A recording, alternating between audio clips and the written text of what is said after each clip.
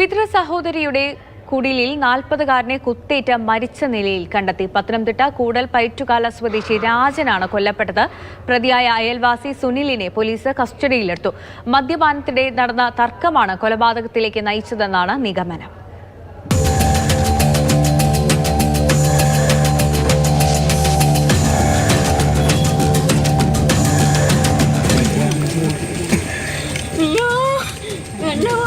കാട് പിടിച്ച പ്രദേശം, വീടുകളുടെ എണ്ണവും നന്നേ കുറവ്.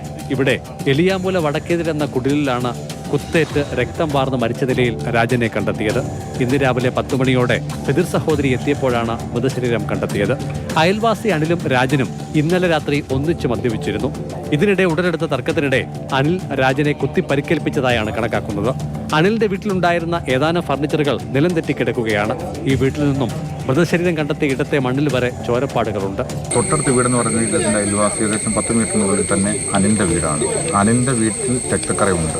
അവിടുന്ന് കുത്തേറ്റിട്ട് ഇദ്ദേഹം വന്ന് ഇദ്ദേഹത്തിന്റെ വീട്ടിൽ കിടന്ന് അങ്ങനെ മരണപ്പെടുന്നതായിട്ടാണ് അറിയാൻ കഴിയുന്നത്. അനിലും രാജനും കൂലിപ്പണിക്കാരാണ്. ഇരുവരും തമ്മിൽ ശത്രുതയ്ക്ക് കാരണമായ എന്തെങ്കിലും സംഭവമുള്ളതായി സമീപവാസികൾക്കും അറിവില്ല.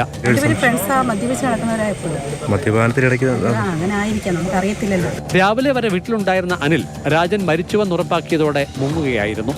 ഞാൻ രാവിലെ വന്നപ്പോൾ ഇവിടെ കത്തിയുടെ കൊണ്ട് വെള്ളം വിട്ട്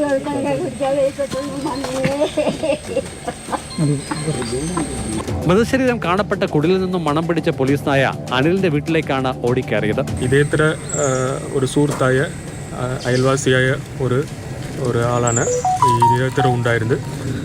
ഇദ്ദേഹത്താണ് ചെയ്തതാണെന്ന് ഈ മരിച്ചാളുടെ റിലേറ്റീവ് നമുക്ക് ഇൻഫർമേഷൻ കൊടുത്തതാണ്. അപ്പോൾ അതേ ദൃക്സാക്ഷിയാണ്. രണ്ടുപേരും ഒന്നിച്ച് കണ്ടിരുന്നെന്ന് പറഞ്ഞിരുന്നത്. അതുപോലെ നമ്മളിവിടെ ഡോഗ് സ്ക്വാഡ്, നമ്മുടെ സയൻറ്റിഫിക് ടീം, ഫിംഗർ പ്രിൻറ്റ് അവരുണ്ട്.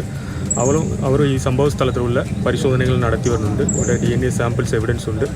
അതുപോലെ അയൽവാസി സസ്പെക്ട് പറയാനാൽ അടുത്തുള്ള വീട്ടുകാരാണ്. അപ്പോൾ അവിടെയും നമ്മൾ ശാസ്ത്രീയമായിട്ടുള്ള പരിശോധന നടത്തി വരുന്നുണ്ട്. സ്ഥലത്തുനിന്നും കടന്ന അനിലിനെ വൈകുന്നേരം 4 മണിയോടെ കൂടലിൽ നിന്നും പോലീസ് പിടികൂടി. ഇവിടെ ബസ് ഇറങ്ങിയ പ്രതി കീഴടങ്ങാനുള്ള ഒരുക്കത്തിലായിരുന്നുവെന്നാണ് സൂചന.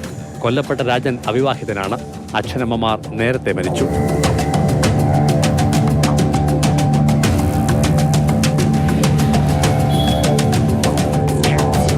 മാതൃഭൂമി ന്യൂസ്, പത്തനംതിട്ട.